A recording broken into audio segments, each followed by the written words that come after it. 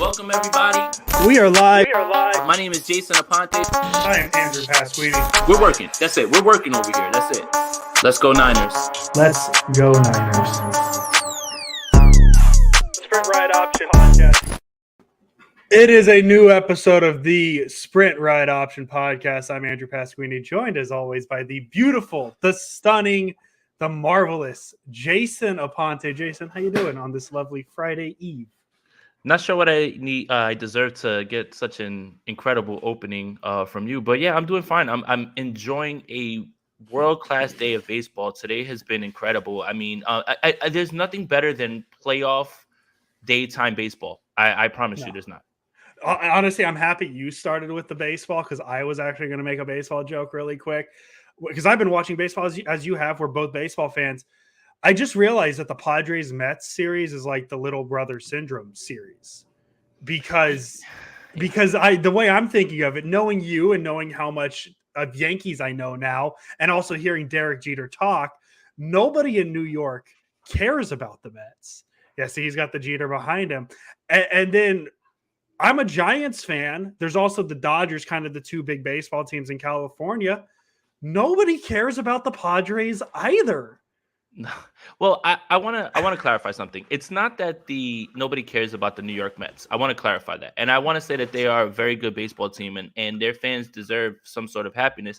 It's about their fans trying to drum up some sort of rivalry when one team plays in the National League and one team plays in the American League. And there is a bigger little brother syndrome with the Mets than there is the Padres because the Padres are in your division. They could be considered rivals. So I've never thought of the Padres more than I thought of them when they had like Tatis. Yeah, I don't personally care about the Padres, but that's okay. We're not here to talk about the intricacies of the Mets and Padres. We're here to talk about the intricacies of a good football team, the San Francisco 49ers, going into Carolina to play a not so good football team in the Carolina Panthers. And Jason, actually, before we dive into that, I did want to do some housekeeping because we were so excited to have Kyle Madsen on. We didn't do as much of a review of the Rams game. And I just realized we did not do 3 stars of the Rams game. And we've done 3 stars for every game we've ever talked about. So just really quick, 3 stars, wrap up the Rams, and then we'll move on to the Panthers. We don't watch. We could even do it like this. You ready? 3rd star, Deebo Samuel. 2nd star, Talanoa Hufanga. 1st star, Nick Bosa. Those are my 3 stars against the Rams. I completely concur. There we go. So there's your 3 stars against the Rams. We are now in Carolina. The 49ers 2-2, taking on the 1-3 Carolina Panthers. The Panthers' lone win on the season was against the Saints. Jameis Winston had multiple broken bones in his back, which is why he hasn't played. So just be pain, just pain everywhere. Just pain everywhere. I've been looking at the Panthers a lot this week, obviously, Jason. And I'm sorry. Well, that's kind of the conversation I wanted to open with the Panthers is this like the least desirable team to step into as a head coach next year? Because I like looking at it, like they have Brian Burns, who is pretty good as a defensive lineman. I like to think, right? They have 2 pretty solid weapons in DJ Moore. You've talked about DJ Moore on this podcast before, and Robbie Anderson. And then they obviously have Christian McCaffrey, who, if you could say healthy, he's very good. Outside of that, if you're a Panthers fan, like what is there to really be excited about for this team? Not much. I mean, hopefully the development of your players. I mean, J.C. Horn is a hell of a cornerback. Mm-hmm. I think he's never allowed more than 40 yards per game or something like that. Like, I think that's very impressive. I think they have a lot of good young pieces. But yes, if you're a Panthers fan right now, you're kind of just waiting to turn the page to the next regime to figure out what's going to happen with this quarterback position because Baker Mayfield, who we will discuss, is not it. But yeah, I mean, it's more about waiting. And I think it's a little bit more frustration because, you know, you think you're getting Baker Mayfield and you think, okay, DJ Moore's about to play with the best quarterback that he's ever played with. Well, survey says no, no at this point. So, and then when you think about Jeremy Chin, who's a great safety, is out. He's on the injured reserve. Xavier Woods, their other safety, is questionable in this game with a hamstring injury. I mean, right now it is not good. And to further drive the point, I've got some quick stats to throw out there. The Panthers are dead last in total yards per game with 262.3.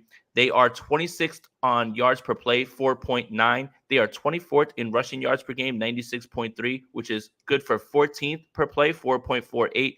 They are 30th in passing yards, which is 166 yards per game, 5.68 yards per passing play, 28th in the league, 25th sacks per pass attempt, 32nd in first downs, first in field goals made. So there's your kicker stat. There you go. We love kickers here. 32nd in third down conversions, 27th in red zone percentage, 32nd in average possession per time. Like, this is not a good football team. And let's just put it mildly, like, in that way. This is not a good football team, and they're not even fun to watch. Like, I always make this point that, there are bad football teams, but I think what's worse than being a bad football team is being a boring football team. And my God, they are boring. And I'd rather, look, if you're going to be bad, at least be fun to watch, man. Like, at least, the Arizona Cardinals, who I think are a bad team, they're at least a little fun to watch at times because college is running around. There's nothing fun about this Carolina Panthers team unless you're just talking about singular players. And you mentioned the offensive struggles. First of all, like, it's to a point in Carolina where I don't even want to hear about Niner fans complain about quarterback, because you realize that there's a contingent of that fan base that is clamoring for Sam Darnold right now. Like, that's how bad it's gotten in Carolina. But also, too, and I don't know how the best way to word this is, so try and hang along with me. On the Panthers offense, there's been 150 total touches. So, past the line of scrimmage, what touches everybody knows. Christian McCaffrey has 77 of those touches. That is not only half, that's more than half. That is 60 more touches, 60 more touches than the next closest Panther touches, which is DJ Moore with 17. So, like, not only is the offense bad, but it's more or less one, they have one aspect to it that can beat you as through four weeks, and that's Christian McCaffrey.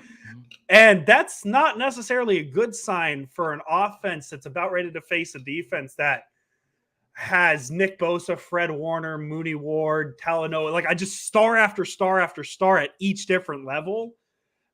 Like the fact that the spread, I think last I saw was 6.5 for the 49ers. And I know 3 points automatically to the Panthers for them to being a home team. Mm-hmm. This game's not going to be close. Like there is no position on the Panthers other than running back that I think I would say, yeah, I'd rather have their starter than what the Niners have right now. Mm-hmm. And I just don't think this game's going to be remotely close. No, and that's why last week's win was so important, because you can get these next 2 games against a bad Carolina team and a bad Atlanta team, and you can, stack some wins, and you can go into this Kansas City game 4-2. Look, this is the NFL, right? Everything about any given Sunday, whatever cliche, whatever you want to throw out there. At the same time, I struggle to figure out how the Carolina Panthers are going to score points. Yes. I've watched them up close. They played the Giants. I watched that whole game, because I'm here in New York. I have to watch those games. I just struggle to figure out how to. And Avatar, yes, Atlanta's terrible. They're very bad. I mean, the things that they're doing, with Kyle Pitts is absolute malpractice. Marcus Mariota stinks. Cordell Patterson is on IR. The Falcons stink. I mean, yeah, and largely that entire division isn't very good. I think Tom Brady put it very succinctly in his press conference. A lot of bad football.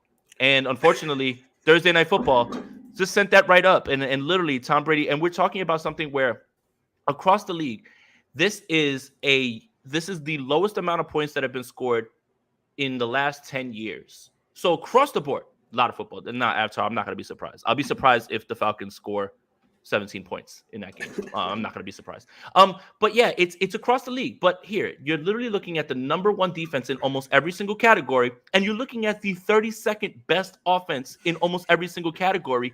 This is not a recipe for success at all for them. At least their field goal kicker is very good, and they're first in that. Is it still Joey Sly?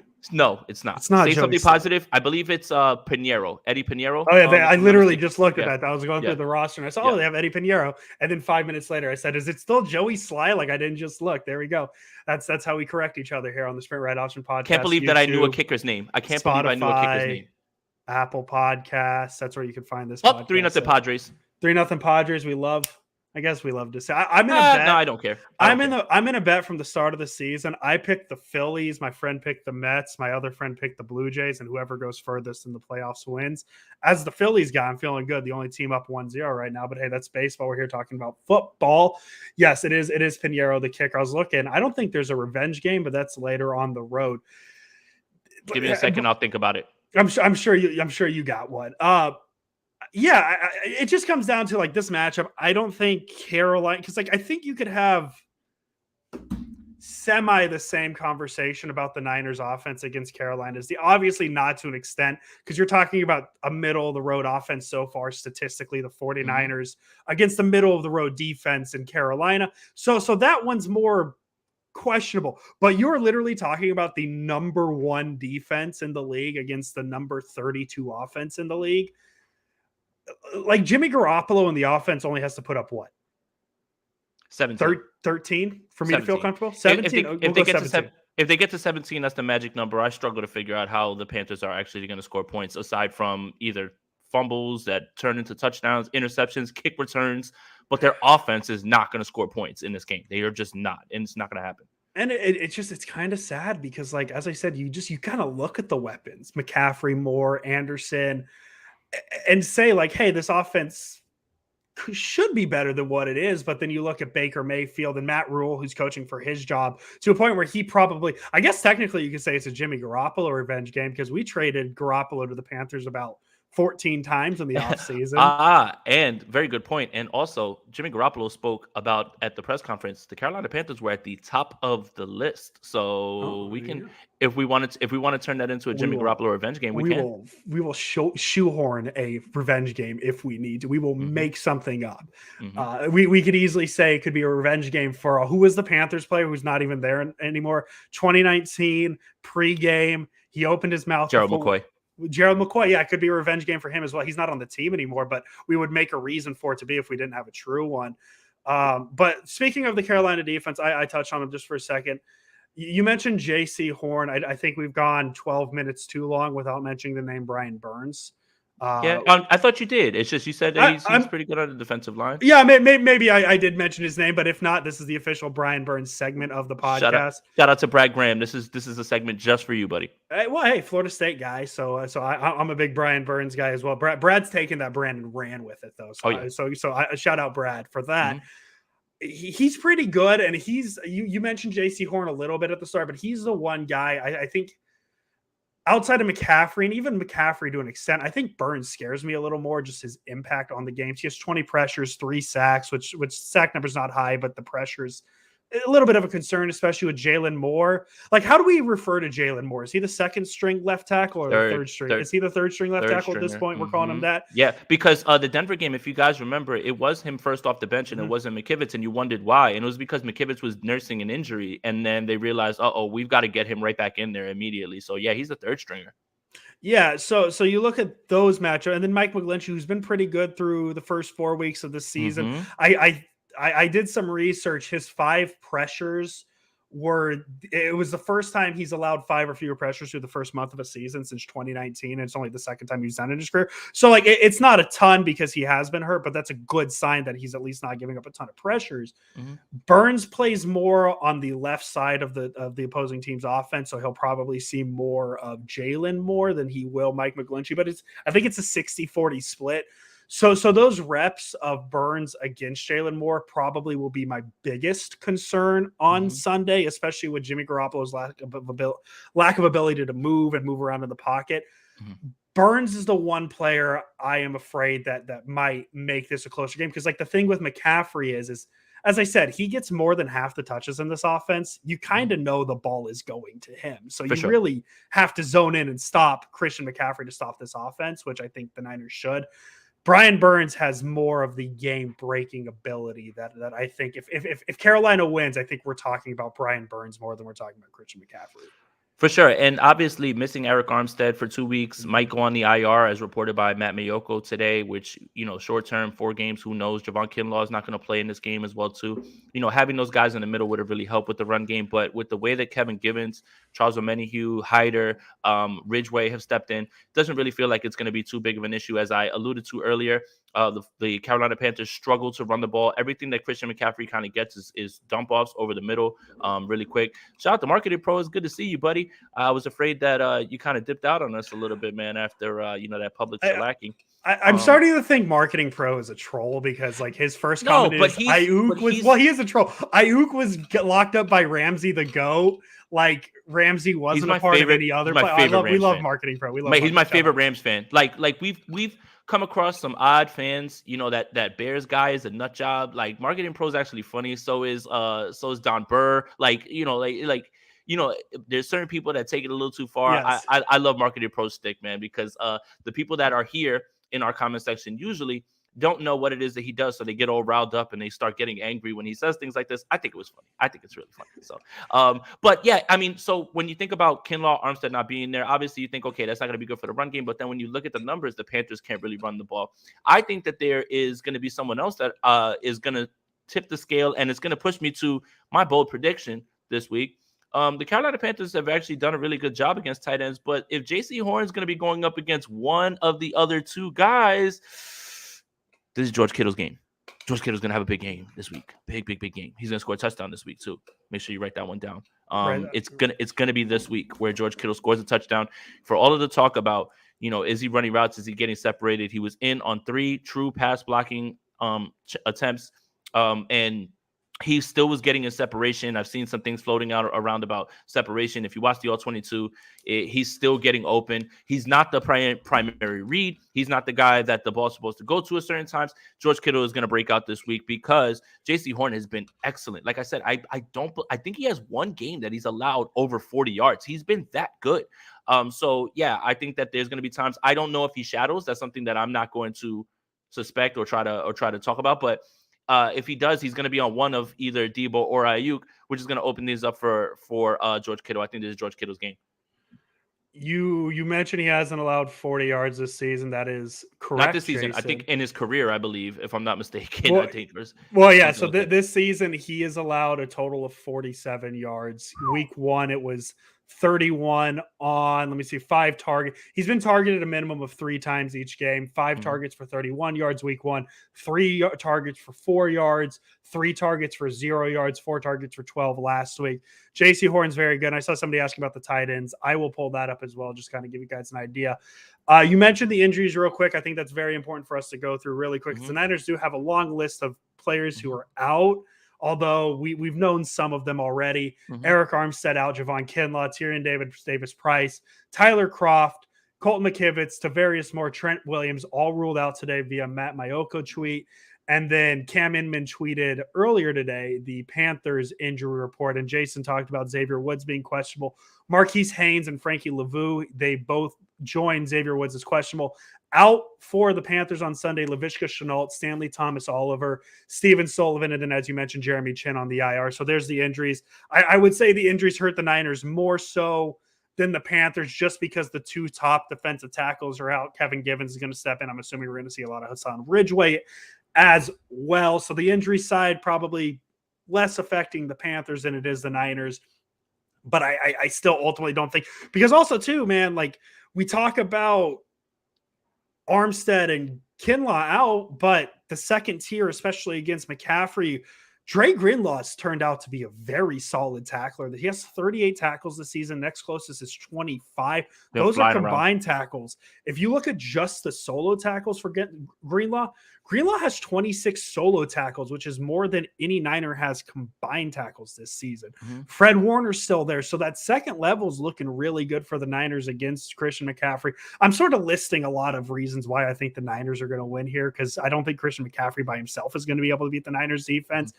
And I think the Niners offense is just good enough to take on this Carolina defense. So there's the injuries. I'll look up how Carolina's done against tight ends through the early part of the season as well. They've really locked. I mean, but again, I when you go through these tight end names, you're gonna say the Giants, who the hell's their tight end? Bellinger and Tanner Hudson. You're gonna go but then they saw Zach Ertz, who got 9 targets. He's the only one who actually turned it into 4. Again, when you're looking at the way this team is constructed, I think this is just a great bounce back game for George Kittle. And about Dre Greenlaw, man, I mean, Azeez Al-Shaair went out, and now they've moved to a straight nickel defense. Like their base defense is straight nickel now. Remember, it would be 3 linebackers. That's gone now. They went right to Demo starting, and he's been doing so well. And Fred is carrying receivers up the seam like only Fred Warner can do, and like wiping them out. And then Dre Greenlaw has had a little bit of trouble with being targeted. So I'm assuming that that's where they're going to try to attack, is against those two guys. I really don't have too many worries when it comes to that. When you look at the middle of this defense and how they run the ball, they don't run the ball well at all. And Kevin Gibbons has done a great job. So is Ridgeway, and Kerry Hyder's going to be in there. That rotation is going to be fine.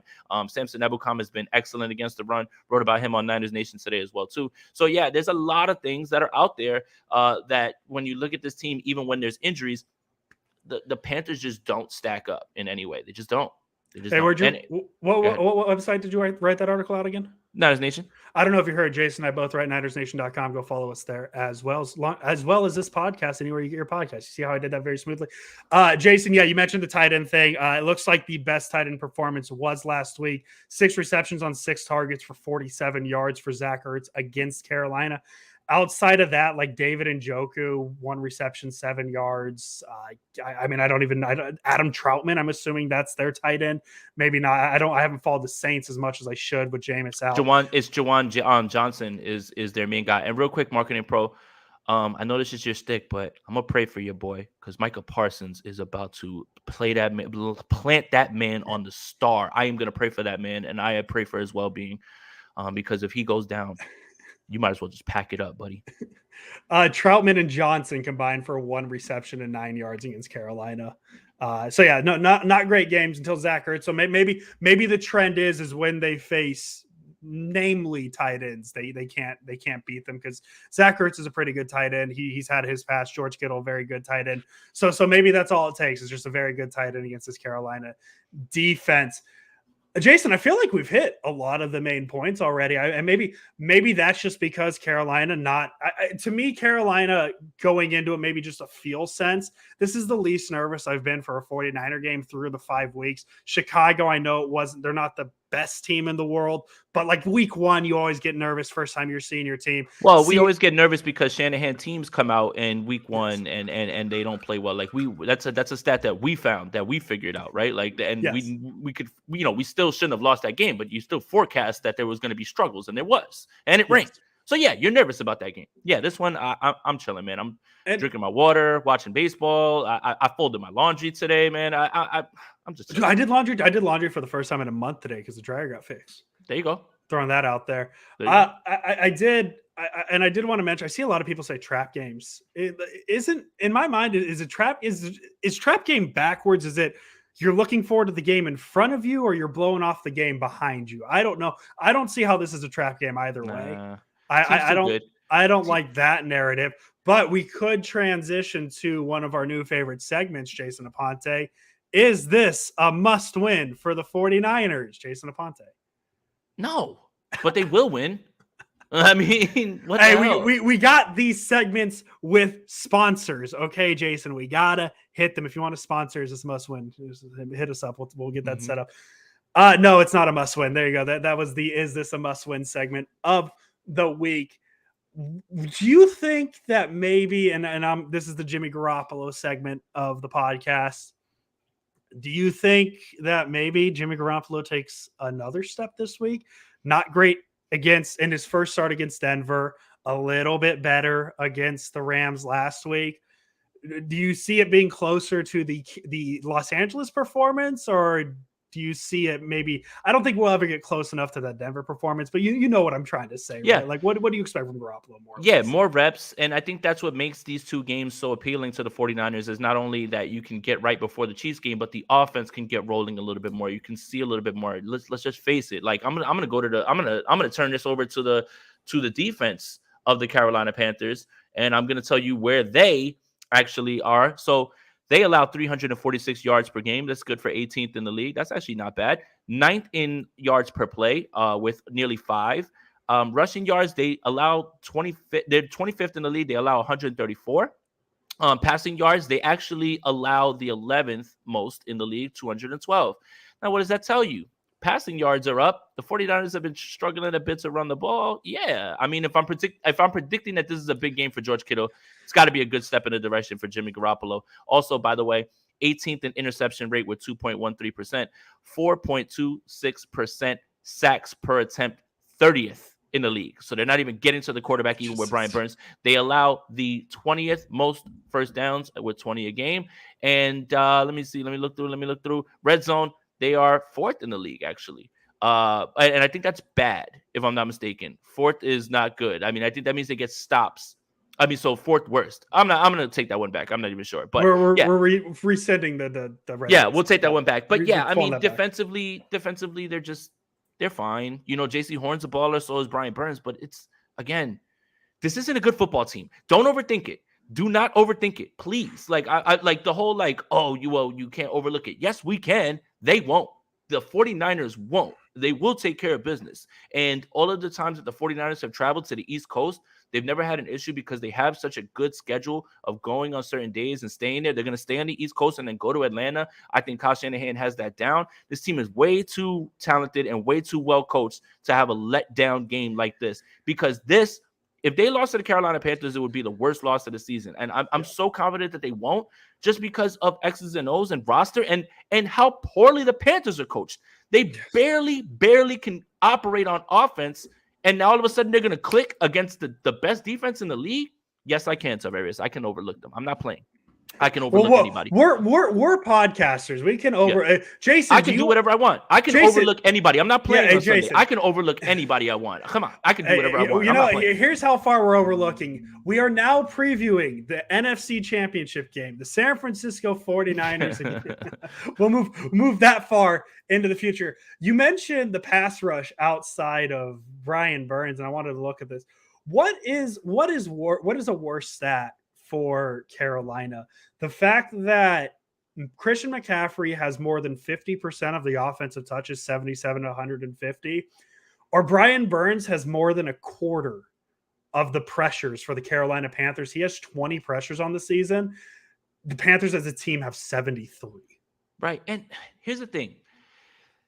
If there's ways to look at trap games, and here's how I'm going to define trap games and when you should be worried. Yes. There can be bad teams that you can say are trap games, but they have to stylistically do something that affects your team. JC Horn and Brian Burns don't stylistically match up against the 49ers to where it's a problem. Let me give you an example. In 2019, the 49ers lost to a Falcons team coming off of a huge win against the Saints, right? But you know what they did that was stylistically the problem against the 49ers, and it showed a wart that ended up showing up again in the Super Bowl? Grady Jarrett was actually really good, and he was a menace on the inside. Where are the stylistic points, or where is this matchup that they have that it would take the 49ers absolutely playing the worst football game you've seen a 49ers team play in the last 20 years for this game to go the other way? Seriously. And that's not overlooking it. Remember they say styles make fights. Yes. You look at this roster. Obviously, this roster is nowhere near this 49ers team, but there are things that teams do that can offset other things. The 49ers aren't looking to throw the ball a bunch at JC Horn. That's not part of their game. That's not what they want to do. Mm-hmm. And Brian Burns is somebody that they're going to game plan for. Yes. They don't have things that they do that the 49ers are bad at. If that's the best way I can put it. That's the best way I can put it. Jimmy was not horrific last week, Scott. Come on. Jimmy was fine, Scott. It's okay. Jimmy was fine. Look, real quick. Jimmy Garoppolo is Jimmy Garoppolo. He's going to miss throws. He's going to make throws. He's going to miss wide open guys. He is going to make throws that you're going to say, oh my goodness. I don't get upset at Jimmy Garoppolo anymore because Jimmy Garoppolo is Jimmy Garoppolo. Say Jimmy was horrific is straight up hyperbole. Horrific? You know when he was horrific? Denver. Yeah. That was horrific. And Denver's just horrific in general. You win that last. Yeah. Oh, yeah. That's pretty good to be smoking. I have a bigger issue with the second part. It literally should have been a 40 burger, but instead needed a Hufanga touchdown just to avoid overtime. The Rams scored 9 points. Mm-hmm. How did a Hufanga? The Niners had 24. So if you take away the 7, that's 17. 17 to 9. The math's not adding up. The math ain't mathing. Scott, And I also see people as well saying we said this about the Bears game. We did say this about the Bears But it was game. also a monsoon and also a kid starting his first real game in how long? Like, come on, man. Like, don't overthink it. And that's what I was going to say. 69 degrees, nice and sunny in Charlotte, North Carolina. Weather's not going to be as much of a factor as well. I think, and also too, this is the hindsight as well of what we've seen in the first month of the season. Is in week 1, we didn't know what Trey Lance was going to be. We could tell you what we thought he'd be. Obviously, that didn't work in week 1. Same thing with the Bears. We thought the Bears would be one thing. Now we have a month of information on these teams. I know what the Niners are. I know what the Panthers are. See, the answer to this question is yes. Yes. If we're talking Broncos, they need to fire Nathaniel Hackett. Like that needs to happen. Yeah, but still, it's both. It is both. It's absolutely both because Russell Wilson stinks. Rich Madrid's been saying that for 2 years. Shout out Rich Madrid. But Nathaniel Hackett's not helping. Nathaniel Hackett hasn't made anything easier. But anyways, this isn't a Bronco podcast. This is a Niners podcast. Mm-hmm. But yes, I do hear the point of, we said this against the Bears. But we have a month of evidence between these two teams to firmly say the Niners are here. The Panthers are here. Yes. The weather's going to be a nice 69 degrees.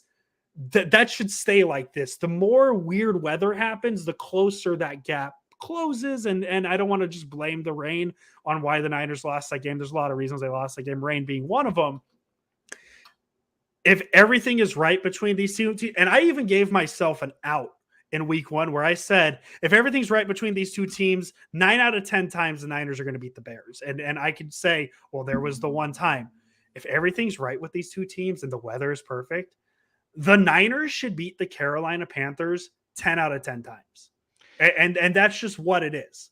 If the 49ers do not beat the Carolina Panthers, make sure you tune into that post-game show because I am going to let it rip. First reaction with Jason Aponte post-game. I will let it rip. I'm not going to, that's going to be a video that doesn't get monetized because I am going to let F-bombs fly. And you know what? That's not going to happen. That's not going to happen. You know what's weird? Winning. Why are they on the East Coast playing at 4:00? So weird. That's what I was mentally preparing myself for the 10 a.m. game. And then earlier today, I just happened to look at the schedule. I'm like, oh, they're playing at 1. So, or I guess 4, Jason time. 4 Jason time, 1 Andrew time. But yeah, it's weird. I don't understand that portion of it, why they would do that at 4:00. But, is what it is. That means I get to enjoy 1:00 football and then, then get back. As a West Coast football fan, having your favorite team play at 1 when there's only 3 games makes red zone so I'm already dreading next week's game against the Falcons because that's a 10 a.m. Andrew start, 1 p.m. Jason start. So I get to miss good red zone. I'll be seeing the end of whatever Raiders game and whoever the Chargers are playing. I'll get that at the tail end. But who's in the late window with us? I'll look that up. Jason, talk while I look up the NFL schedule this week. Say something interesting. YouTube flags Aponte penalty monetization of your products. Yeah, I mean, once you curse, there's a threshold. Like you can say as many F-bombs as you want. But after you notice how we only drop like 1 or 2, right? I think it's like 4 or 5.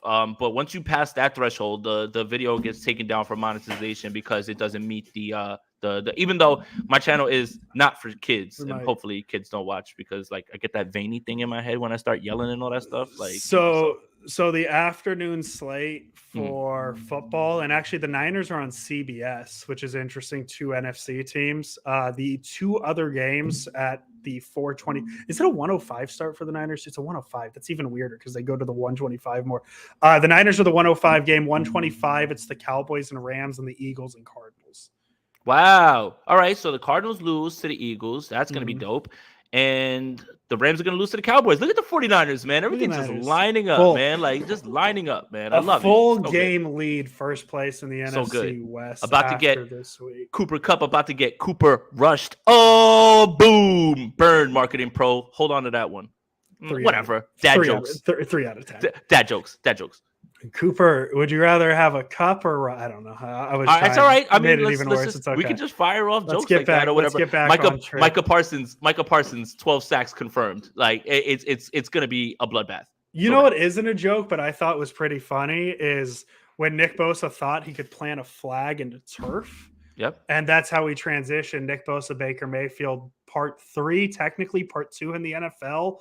Always something to watch. Started back in their college days with Baker Mayfield planting the flag in the middle of Ohio State Stadium. Nick Bosa gets, I believe, 2 sacks on the very famous Monday night game against the Cleveland Browns, Baker's former team. He does the flag waving celebration, plants the flag at midfield after the game. Bosa over. I don't even know what the number is. I'm just going to throw a random number out there. I'm not. 2.5. The official 2.5. I was going to say 3.5 just to be fun. Over under 2.5 sacks. Over. Yeah, I'll take over just because. Why not? We're 49er fans. We hype the Niners up. It'll be fun to watch. It'll be exciting to watch Nick Bosa go up against. Don't call him Joe. By the way, did you see the NFL had a post where they tagged like the most pressures in the league, and they had a picture of Nick Bosa, but they tagged Joey Bosa. So I think at this point it's a meme. It's a running joke. And only Niner fans aren't in on the joke. Mm-hmm. Yeah, they get so upset. Well, I think it's smart because if you call him Joey Bosa, if you call him Nick Bosa, you get 100 Niner fans saying, hey, Nick Bosa's good. You call him Joey Bosa, you get 1,000 retweets saying it's not Joey Bosa. So, yeah, marketing. Brandon Ayuk over under 80 yards. Jason just threw that one out there. Ooh, Jason, that was tough. I'm gonna say under. I would suspect that because of the way that they use Debo and they move him around, I think that he's gonna see JC Horn a lot. And that's no disrespect to Brandon Ayuk, who I think this is a good opportunity for him to show what he's worth, because he was making Jalen Ramsey look crazy, on wide open routes on that whip route. So it's good to go up against the best and show what you can do. So it's going to be interesting, but I'm going to say under, especially because I don't suspect that the 49ers are going to have to pass a ton. I expect them to be up in this game, and I expect them to be killing clock for much of this game. So yeah, I'll take the under as well, just based off the idea that he hasn't had a game over 80 yards yet this season. There you go. So I first time for everything.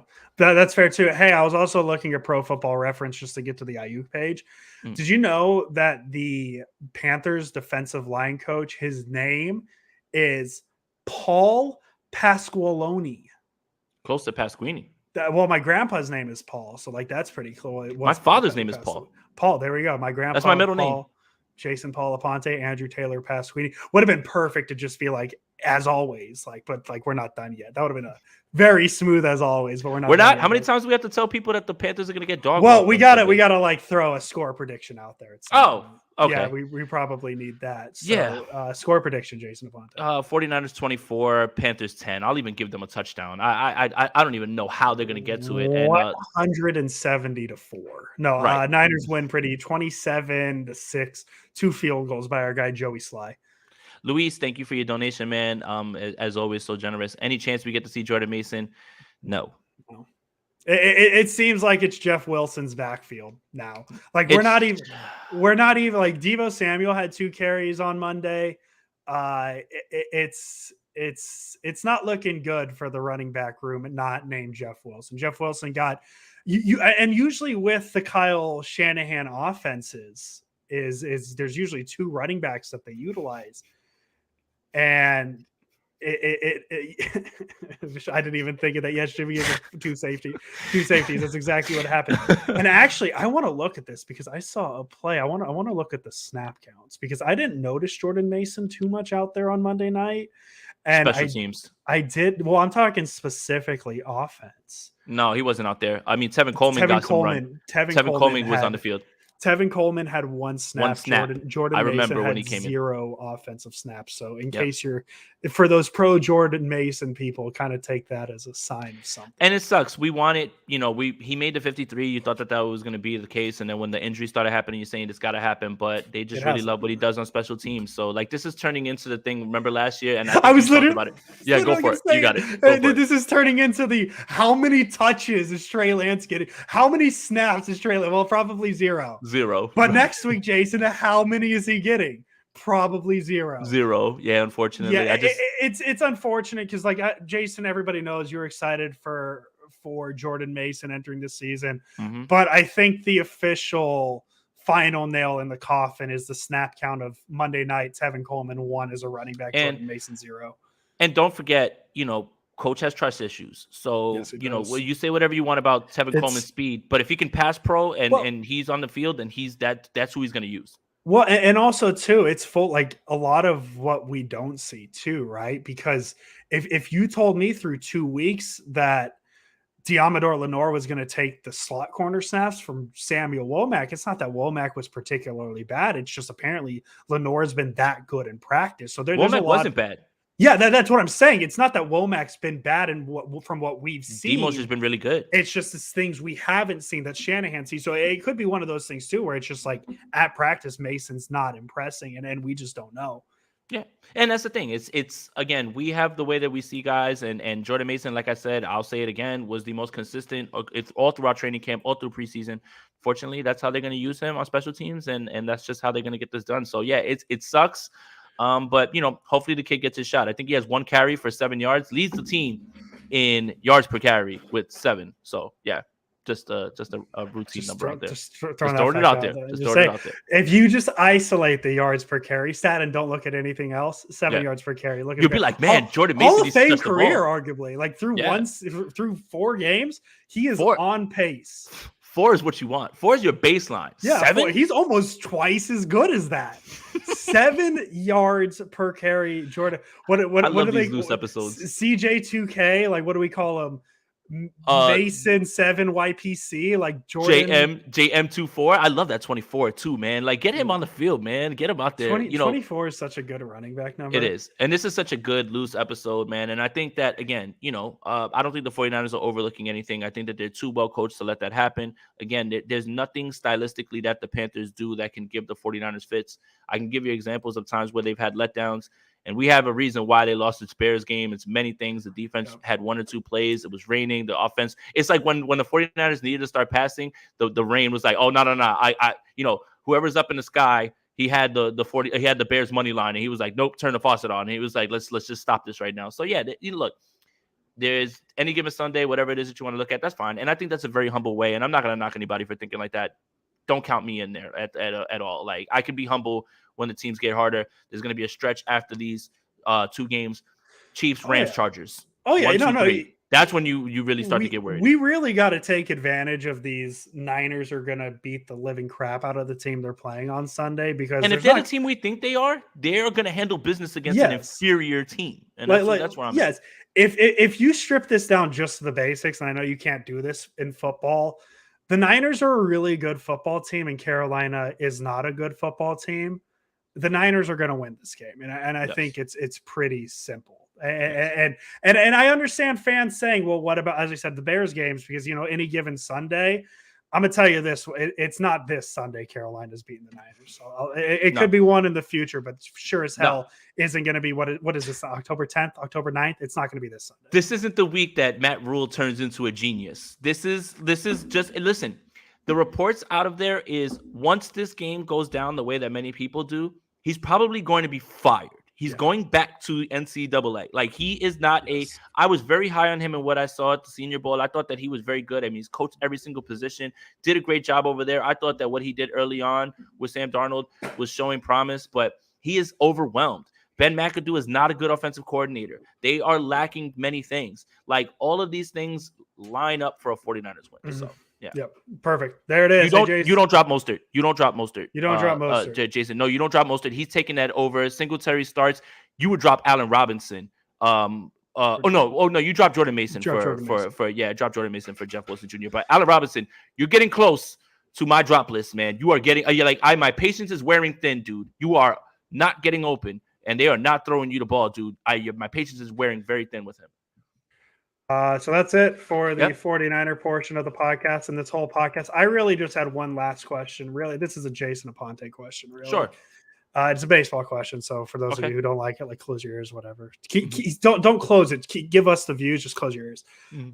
How excited are you that it's impossible for the Yankees to play an up-and-coming Mariners team with a stud young center fielder in the ALDS? I don't know, man. I mean, they already took down Toronto, which some crazy person was yelling at me or whatever on Twitter about, we're better than the Yankees. I'm like, well, record doesn't show it. I was like, you're never going to get to show it, but whatever. Yeah, they scared the hell out of me, man. You Did you didn't- see you- Munoz today? He's incredible, man. Like they did not even. Munoz is throwing 103, and then his slider is 93. You remember? Godspeed. You remember in baseball when like 100 miles an hour was a lot, and now dudes are throwing 102 with movement.